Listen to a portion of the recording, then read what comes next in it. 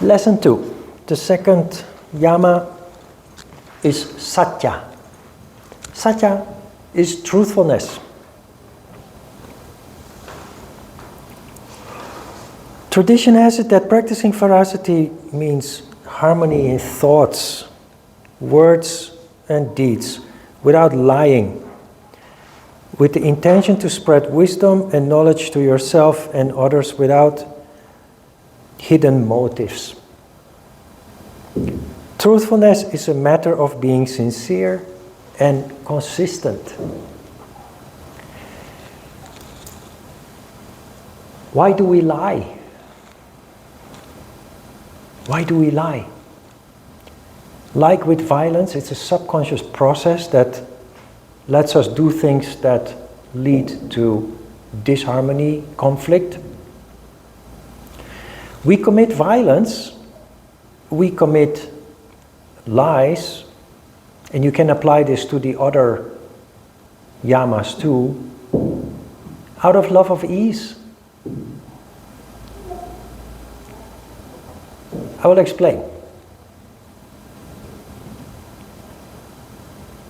When we lie, it is often to take a shortcut, to make an inconvenient, uncomfortable situation go away. The problem with this is, it often makes things more complicated. In the short term, maybe, yes. Problem solved, issue dealt with, but it will always come back, causing more conflict. Why we subconsciously are inclined to lie is because that seems the easy way out. Because being honest is often very difficult. Because we have to face ourselves. We have to face our wrongdoings, maybe. We have to face failures. We have to face telling people the truth about something they may not like to hear. And so, inside our head there is this tiny little voice that we are not aware of that tells us, nah, that is all too complicated. Let's just make up something and make it go away so that I don't have to deal with the uncomfortable situation of facing the truth or making the other person face the truth.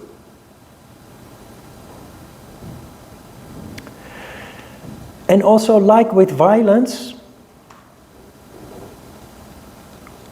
there is of course the most obvious form of lying is to just tell a lie.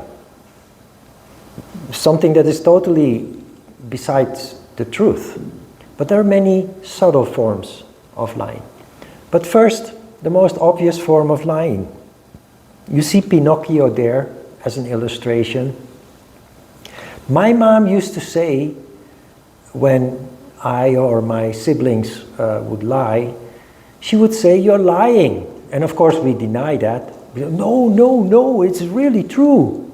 And my mom would say, "No, you're lying." "How do you know, Mom?" "It's written on your forehead," she would say. And the first time she said that, I went into the bathroom and I looked at myself and I came back and I said, "There's nothing written on my forehead." And my mom just laughed and said, "I know you're lying." So, like Pinocchio with a long nose, nobody gets a long nose when they lie. And nobody has written on their forehead that you're lying. Or maybe, do you? Because when a person is lying straight in front of you, you feel it. It's their gestures that subconsciously tell you something is off. It is the vibration that comes out of them that doesn't feel right, that gives you a nasty taste in your mouth. So it leads to negative vibration. And when somebody is lying to you and you catch them lying, you can become nasty in some cases. It can lead to conflict. But very important, people who lie lose trust. When people lie to you, you will never trust them anymore.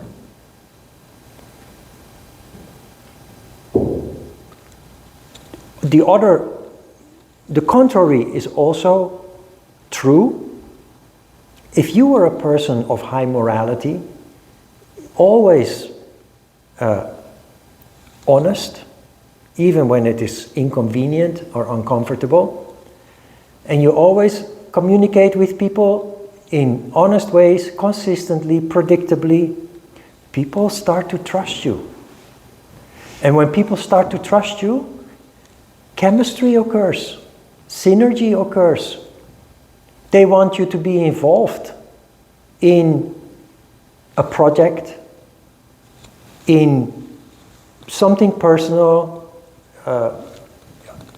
in life, as a friend, or as a business partner. There's so much lying and cheating going on in the world that people are always suspicious when they're looking for a partner, as a friend, as a personal partner, a life partner, or as a business partner. Don't you feel that when you meet people, that they're always suspicious? No matter of your good intentions, they just don't trust you, because there's so much lying going on in the world around us. But once they know you, and they know you to be a truthful person, everything changes. It opens doors.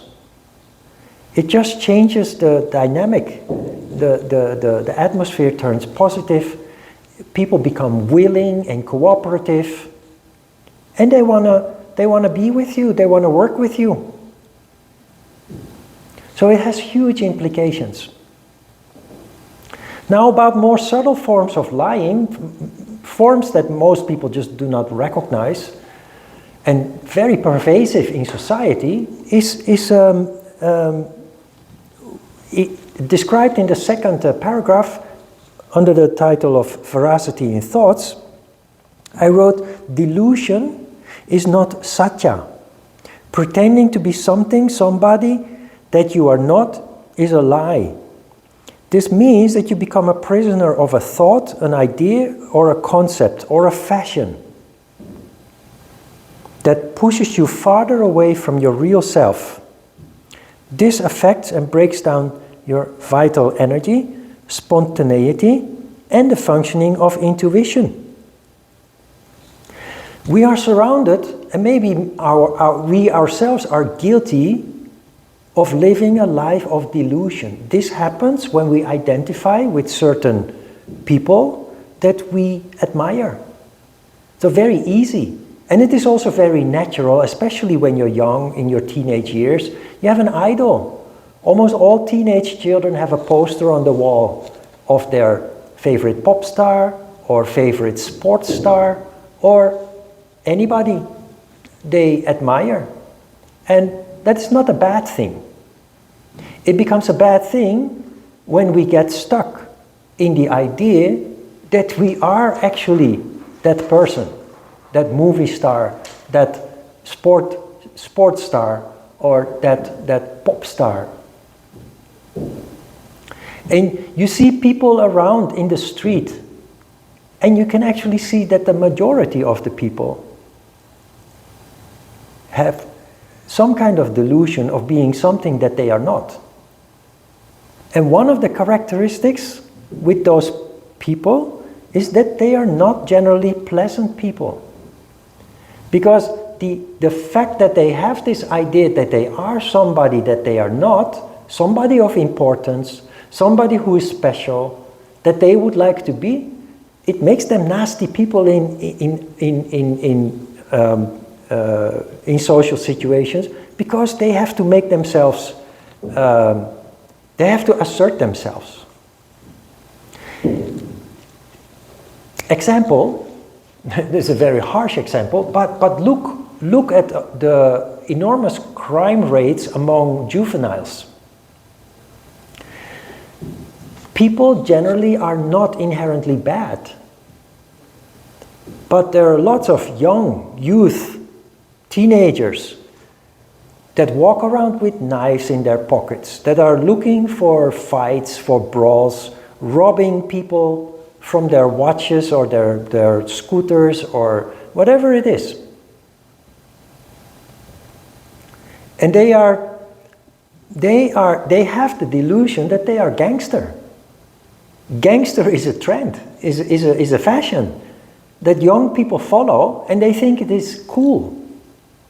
Not realizing how much harm they do, how much sadness they cause in people that are the victim of their actions. And it's not, they are not inherently bad. They have gotten locked up in the idea that they must behave in a certain way that either they get from movies or certain movie stars, and very often through music styles like rap music and hip-hop. The issue that we have here as yogis is that those people are disconnected from themselves. They are not themselves anymore. I know because I was, as a teenager, lost. I found myself as a result of yoga. It's a matter of truthfulness. When you start practicing yoga, you start to connect with your deeper self. You have to be bluntly honest with yourself. You may find wonderful things, but you will also have to confront things you'd rather ignore. As a yogi, you cannot ignore that anymore because it stands in the way of your happiness and your well-being. I wrote on the last page, and I want to bring it back to here where we are now. The criterion to becoming a yogi or yogini is that you function intuitively from the heart. Learning to listen to the heart is one of the great goals in yoga, because that is how you discover who you really are, your true personality, your true characteristics that most people are not aware of, tragically. A very important step in achieving that goal is the practice of the yamas, but in particular the practice of truthfulness, Satya. So refuse to live a life dictated by the media, commercials, society, friends, or others. Find your own truth, knowledge, and wisdom. And that's only possible if you are totally honest with yourself in the first place.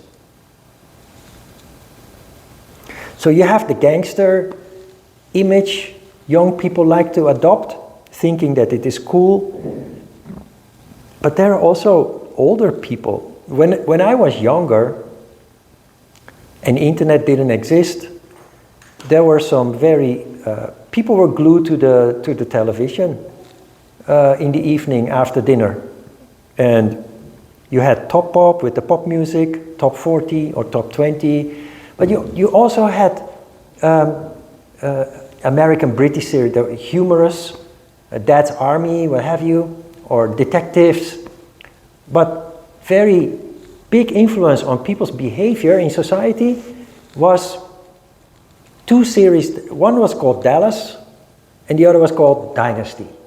And it's all about rich people in the oil industry in Houston, Texas. Rich people, glamorous people with houses as big as palaces, everything gold and glitter and shine, expensive cars, and all the intrigue. I've seen among friends how they, while being relatively poor, just living below even middle range, what do you call it in English? Just laborers, people doing simple jobs like driving freight trucks or working in a restaurant, or they want to transform their house with mirrors, with shiny things, they want to make it look like the palace that they see in Dallas and Dynasty. Suddenly they show up with fancy haircuts, with fancy fake jewelry. And they actually believe that they are Joan Collins, or I forgot the name of the other from Dallas, the wife of the oil baron. Yeah, I've seen that happening, and it is very sad, because they're poor, relatively poor, and they take out loans to drive a fancier car, to upgrade the interior of their house, only to have this illusion that they live in glamour that they see every Friday night on the television. That's, of course, a pure lie. Don't get me wrong, people can feel empowered by identifying with people of higher standard. That's what children usually do when they admire Bruce Lee or their favorite sports star or pop star. It empowers young people, but when you are an adult and the reality of life, where you have your responsibilities and duties for your family and society, people get disconnected from themselves. They're not themselves anymore. And like I said before, it leads to unpleasant characters. People are not themselves anymore. They do subconsciously believe that they are a rich person living in a palace, enjoying the luxury of the oil dollars, and that's how they move. That's how they behave, and that can sometimes lead to nasty interactions with people they bump into. They become arrogant in a way. In their heart, they're really nice people, but they have lost themselves in an illusion, in a lie. In this vein also, maybe you remember from the first time that you did the basic course, because I almost always tell this story about my two younger sisters. Twins, they are twins. They're very popular, always been very popular because they are twins, but also they are blonde and they have blue eyes, so they always attracted a lot of attention since they were born. And in high school, they became part of the group of popular people, the group that everybody wants to belong to. And one of my sisters is married with one of those guys, and they're now in their mid-50s. So 40 years later, they're still meeting up with those friends. And that is not a bad thing, of course. But I have seen people transform, especially the men in the group. Women a little different. Especially the men, the boys, the men in the group. They flocked together, meeting in coffee shops. Some of them started working in coffee shops, and they will always meet up in coffee shops. In the coffee shops, they always play video before the internet. So young people would go there, buy some marijuana, smoke, and just relaxing on a sofa, they would just watch a movie. A lot of the movies that they played and that they still watch are the movies of The Godfather and the whole range that came out of it. There's a whole range of movies based on Robert De Niro and Al Pacino and I have seen spontaneous, lovely guys, always in for a joke and everything, become very tensed and unpleasant. While they were always smiling before and always joking, they became very, they want to look like Robert De Niro or Al Pacino, and they start talking like them, and they start behaving like them, and they actually think that they are them. Most of them actually just have a normal job, nothing high level, nothing high income. Some of them are petty criminals, but they are nothing from the mafia that is being portrayed in those movies. They only think that they are on that level. Same story, they lost connection with themselves. They're not pleasant people anymore. And basically, for us as yogis, one of the things that we are looking for is ourselves. Because especially if you have experienced a period in your life where you find yourself being stuck, unhappy, and you have to ask yourself some essential questions about life and how to find your happiness again, the conclusion is often that just being yourself is one of the first and most important things that needs to be achieved. I know this from own experience because as a teenager, I grew up in a family with 7 children. My parents divorced when I was 13. My siblings that were older, especially the first, the second, the third one, they dealt with it in a much more mature way because their mental development had progressed much more than mine. But it hit me really hard. Maybe I'm a Pisces, so maybe I'm more sensitive also, but it really hit me hard and it really derailed me. And I fell into a very deep, dark hole, 13, 14, 15. And I just wanted to die. But I wasn't able to commit suicide. I wasn't able to. I don't know, just not meant to be. And one day I asked myself, I decided I don't want to be so unhappy anymore. So I asked myself, the first question, I remember very clearly, what do I want? And the answer was not, I want to be rich or famous or anything material. My answer to that question was, I just want to be happy. So natural, then the next question arose. How do you do that? How do you become happy? And in a moment of contemplation, I just realized the answer to that was, just be yourself again. Because what I saw, I think I've always been contemplative as a child also, so no surprise that I took the path of yoga and stuck to it also.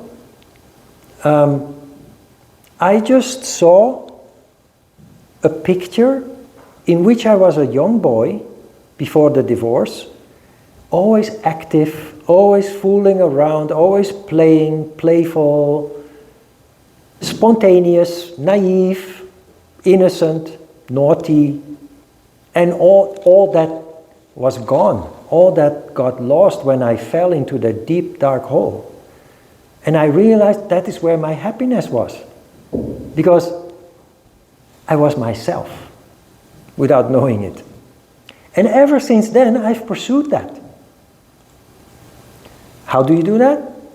Truthfulness. Just be bluntly honest. First, start acknowledging what you feel. And in the beginning, because you come out of a deep, dark hole, that is sadness, that is pain. But first acknowledge what you feel. And be honest about what you want also, where you want to go with your life. My answer was not material. And I'm really grateful for that insight. I just want to be happy again. And to find happiness, we need to be honest with ourselves. Because everything that is not truthful, every illusion and delusion leads to more disconnect, leads to more conflict with yourself and the environment, and it just leads to energy dropping down below the diaphragm. All your lower emotions and desires, instincts are located there. And your happiness, your joy of life, your spontaneity, all goes down the drain with that. So for me that meant just being myself, whatever that is. No more pretending, no more delusion. Just be yourself. And it worked. And later, studying yoga, I found confirmation that that is the recipe.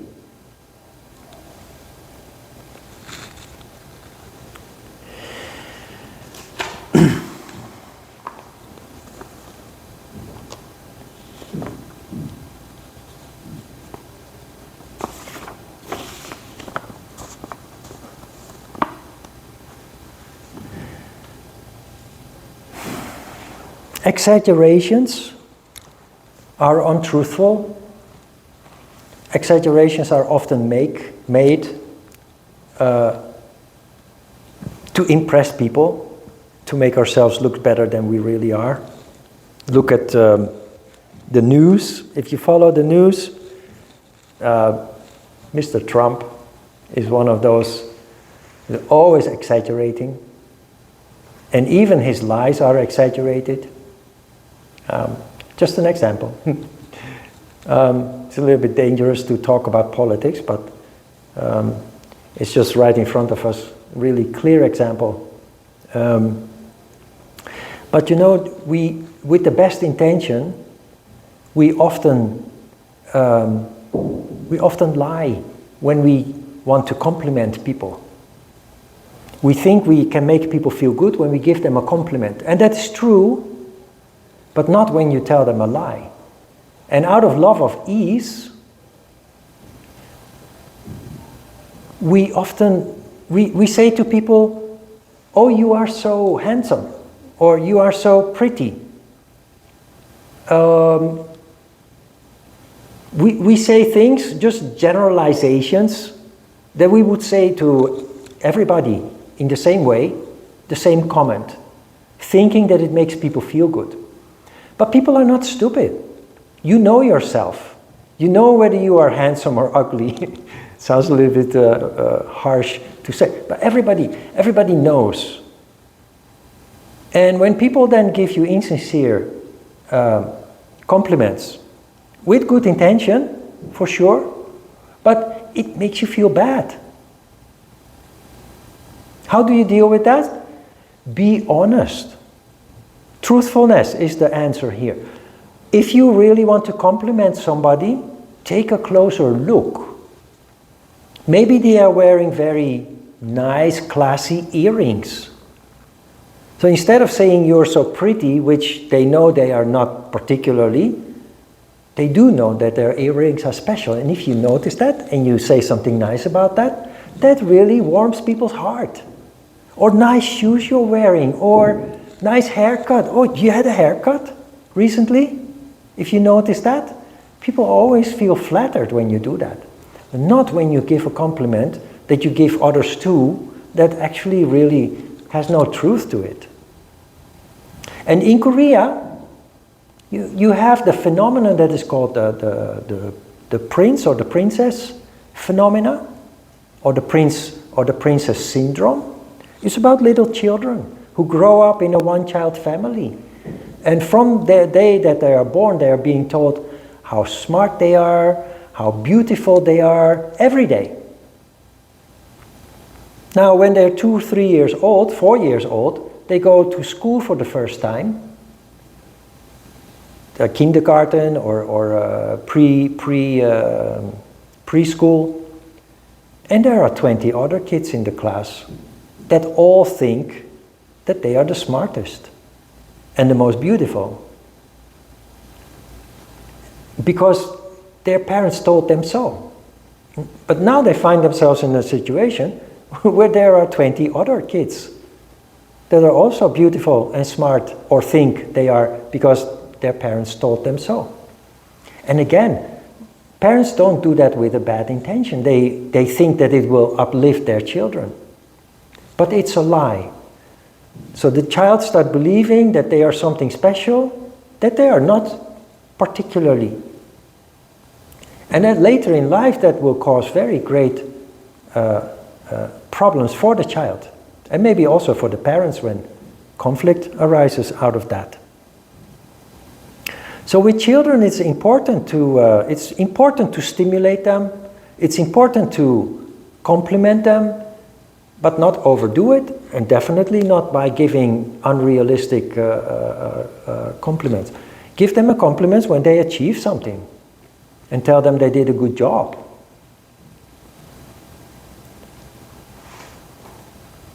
I think that is not only a Korean problem, that's a problem everywhere, where children are being put on a pedestal because they're the only child. So parents put all their energy and attention into them, not realizing that they're actually spoiling their child. So that's also a matter of truthfulness. The last thing, two more things to conclude. Pay attention to the following. Truthfulness is not something that you bluntly pursue. Being truthful also means being tactful, being prudent. Because if you always bluntly tell the truth, you're actually violating ahimsa. You can really hurt people by being blunt. So, and this is the problem with truthfulness. It's better to lie if you don't want to do effort. It's just the easy way out. Being diplomatic, truthful, prudent, means that you have to do effort. In the same way that you give a compliment to somebody. So I made the comparison there. There is an expression of being a bull in a china store or an elephant in a china store. That is about this. That is about if you bluntly tell the truth without any holding back, you step on a lot of toes and you hurt a lot of people.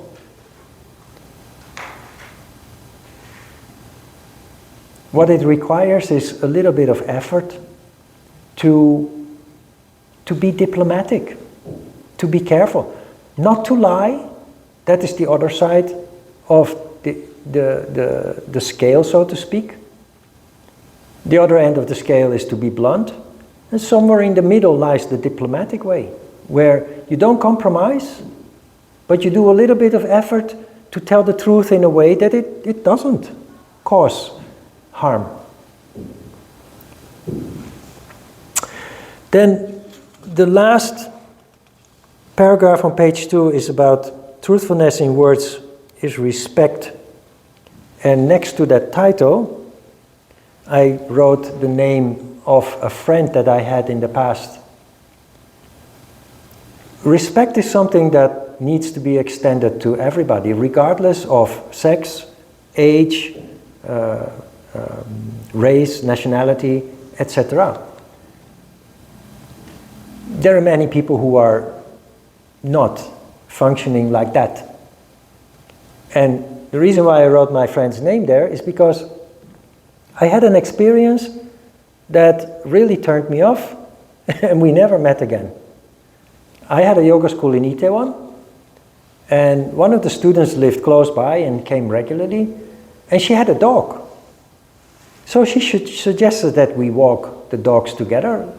We had the studio in Itaewon, and the riverside was just, the Han River was just a short distance away. So we walked the dogs and on the riverside, and we were going to have lunch after that.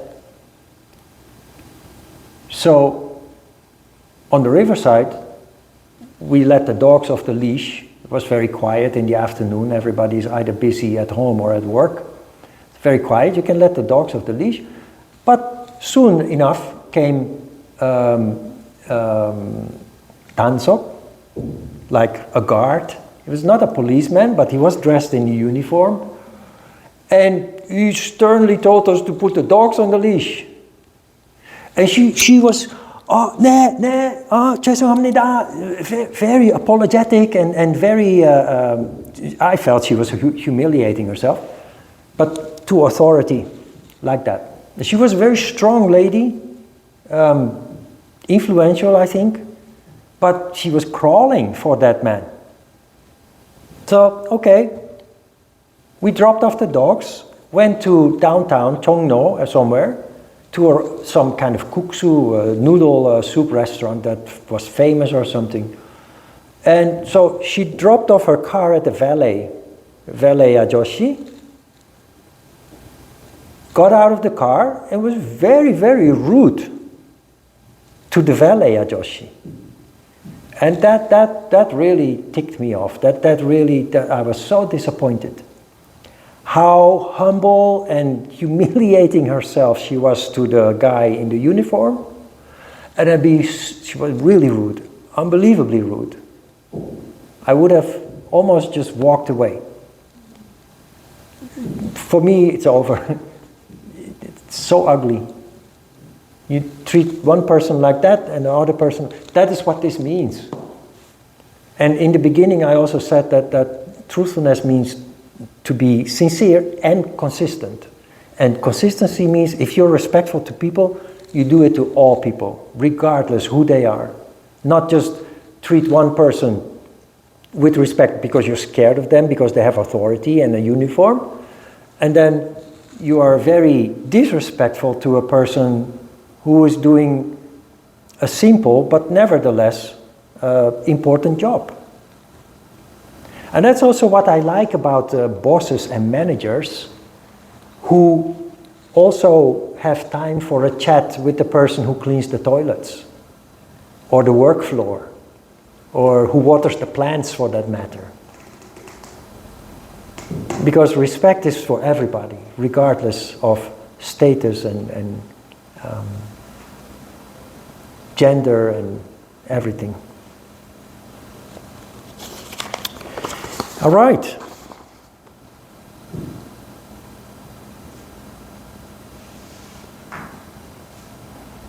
Well, finally, the basic idea or concept on page 3 in the middle.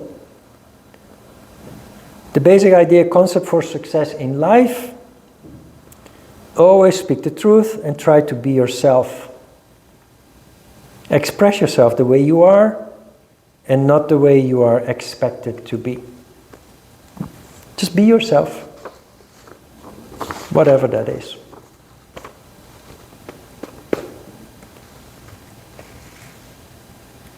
If you want to be loved by people, be yourself. Because people feel when you are not. When you're pretending. When you're acting, people feel it, they will turn away from you. Often you do that, of course, to be loved. Acting as something that you're not. Acting as an interesting person. You do that to be attractive. But subconsciously you think that will work, but it actually has the opposite effect. All right, questions? Yes, Haley? So about the be yourself, if we have many selves, many layers to ourselves, many different things that we're drawn to and many different kind of hats that we wear, is that kind of damaging, do you think? Or do you think it's okay to still be exploring yourself and find that you feel like you're yourself in different contexts and different environments? Or how do you feel about that? Yeah, if that is the reality, then that is how it is. And as long as it is like that, that is you. If you are people who are in the process of people who are on the path of yoga naturally go into the process of discovering themselves. We will soon discuss self-study. It's one of the niyamas. We will come to that. But you naturally go into the process of discovering yourself. Because the first thing when you develop consciousness is to ask yourself, who am I? And what you find in the beginning, that is what it is, and that is you. But that doesn't mean that it stops there. Because that process will progress and you will deepen your insights. You will become more and more aware of aspects of yourself, but in that process you also become aware of aspects of yourself that are not really you, that feel as a dissonant on a subtle level that you didn't notice before, but now start to notice. You start to feel resistance with that aspect or idea of yourself. And that is when you let go of it. But until then, that's you. And you work it out. The path that we are on is a very dynamic path. If you look at other people, if I look at people that I left behind in the Netherlands 27 years ago, friends, family, etc., they're not on that dynamic path.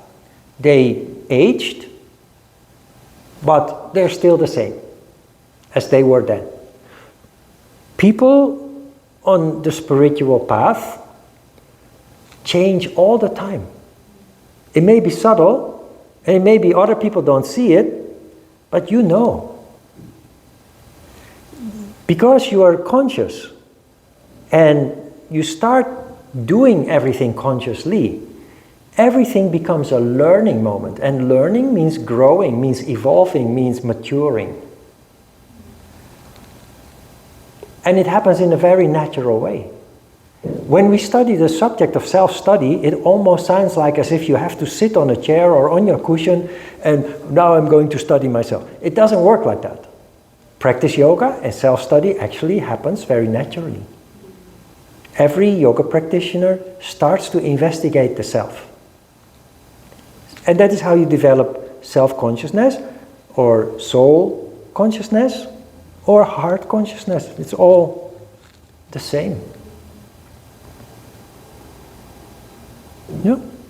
So live your life in the way that you feel, and do not stay stuck in a certain belief or pattern, or have the courage to evolve, to grow, to leave things behind that you've believed in for decades, maybe, when it doesn't feel like you anymore, or doesn't feel like it connects with you anymore.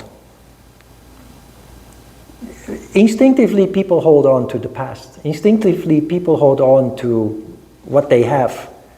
And what is new is scary, uncertain. But not for a yogi. For a yogi, it's intriguing to find new aspects, as opposed to being scary.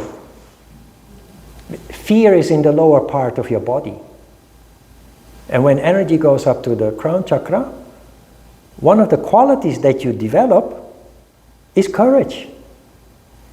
Courage is not something that you can learn. Courage is in the crown chakra.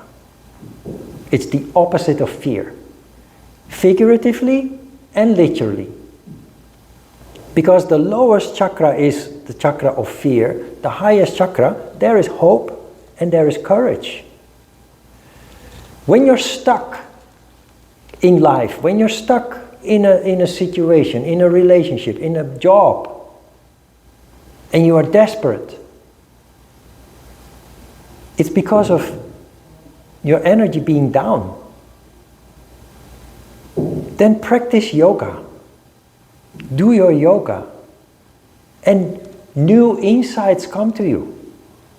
You have the courage to think out of the box and explore ways to change your predicament, the situation that you are in. That is the power of the crown chakra. When I came to class today, I was very stuck. And just being here, teaching with inspiration, which is in the crown chakra, doing the asanas with you, and then meditating, the insights come. And I unstuck myself. I'm a yogi, yes, I'm also a human. And I sometimes get stuck, especially when it comes to essential things in life. And in the meditation, the energy flows, and with that the inspiration, the insight, and you see what you need to do with that situation that got you stuck. Yoga is just amazing. The last thing you think of when you're stuck or miserable is to get your mat out of the closet and start doing some yoga, but it is the best thing that you can give yourself. Because that is where your energy rises up away from the misery and towards oversight. And when you understand your misery, where it comes from, what caused it, it's not misery anymore. Because with that insight comes the answer, the solution. That is the power of yoga, that's the power of contemplation.